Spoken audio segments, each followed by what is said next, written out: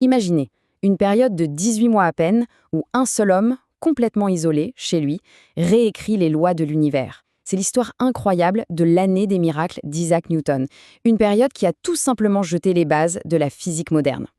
Alors avant d'aller plus loin, il faut qu'on s'arrête sur cette expression annus mirabilis. En fait, c'est un terme que les historiens utilisent pour parler d'années vraiment exceptionnelles, des moments charnières où l'histoire bascule. Et l'année 1666, c'est sans doute la plus célèbre de toutes, grâce à un certain Isaac Newton. C'est une idée qui paraît un peu folle, non? L'idée qu'une catastrophe nationale, un truc qui sème la moire et le chaos, puisse en fait être le déclencheur d'un éclair de génie. Et pourtant, c'est exactement ce qui s'est passé. On est en 1665. La peste bubonique fait des ravages à Londres. Par précaution, tout ferme, y compris la prestigieuse université de Cambridge. Et là, un jeune étudiant de 23 ans, Isaac Newton, est obligé de rentrer chez lui, dans la ferme familiale de Woolsthorpe. Le voilà donc seul, loin de l'agitation intellectuelle de l'université, seul avec ses pensées. Et ce qui est incroyable, c'est que Newton, lui, ne voyait pas du tout ça comme une punition. Au contraire, il a décrit cette période comme le sommet de sa créativité. Ses propres mots, qu'on voit ici, le montrent bien. Son esprit était en ébullition totale. C'est dans cette solitude forcée que son génie va littéralement exploser. Alors, quelles sont-elles, ces fameuses découvertes? Eh bien, pendant son confinement, Newton a développé 3 idées. 3 idées qui allaient complètement changer notre vision du monde. La première idée, c'est la plus connue bien sûr, c'est la fameuse légende de la pomme. Mais ce qui est génial, au-delà de l'anecdote, c'est l'intuition qu'il y a derrière. Il s'est demandé si cette force si banale qui fait tomber les objets sur Terre, la gravité, pouvait s'étendre beaucoup plus loin, jusqu'à la Lune par exemple. C'était une idée radicale pour l'époque, unifier les lois de la physique sur Terre et dans les cieux. Ce diagramme montre parfaitement sa pensée. Il imagine que si on lance un objet de plus en plus fort depuis le sommet d'une montagne, il ira de plus en plus loin avant de retomber. Et à un moment, si on le lance assez fort, il ne retombera plus jamais. Il sera en orbite.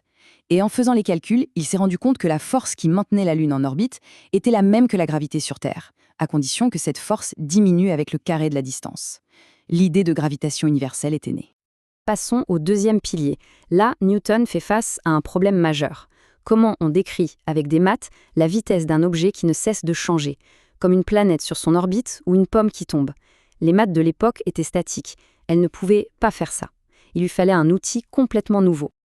Alors, il l'a inventé.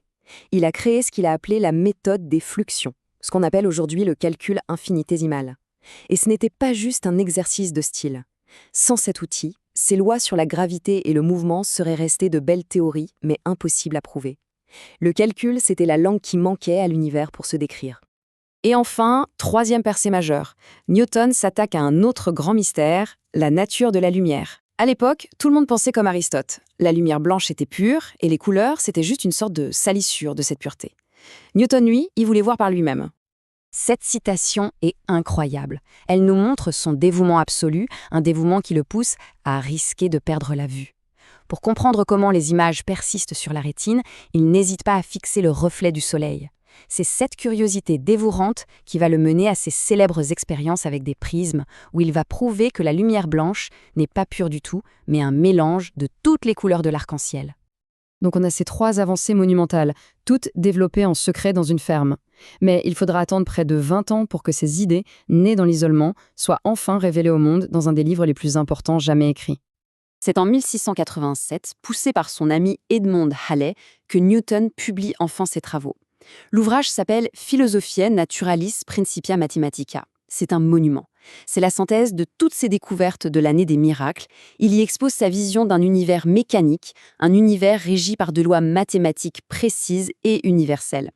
Au cœur des Principia, on trouve ces 3 lois du mouvement. Elles sont d'une simplicité et d'une puissance incroyables. La première, c'est l'inertie. La deuxième, la fameuse F égale ma, qui relie la force, la masse et l'accélération. Et la troisième, le principe d'action-réaction. Avec ces 3 lois, on peut décrire le mouvement de n'importe quel objet dans l'univers, d'une pomme qui tombe à une planète qui tourne. Et l'impact de tout ça est juste colossal. Pendant plus de 200 ans, la physique de Newton est devenue le socle de toute la science. Des machines de la révolution industrielle aux trajectoires des comètes, tout, absolument tout, semblait obéir assez loin. Il faudra attendre Einstein au XXe siècle pour affiner ce modèle, mais la révolution, elle, a bel et bien commencé pendant cette fameuse année d'isolement. Bien sûr, après son annus mirabilis, la carrière de Newton a décollé.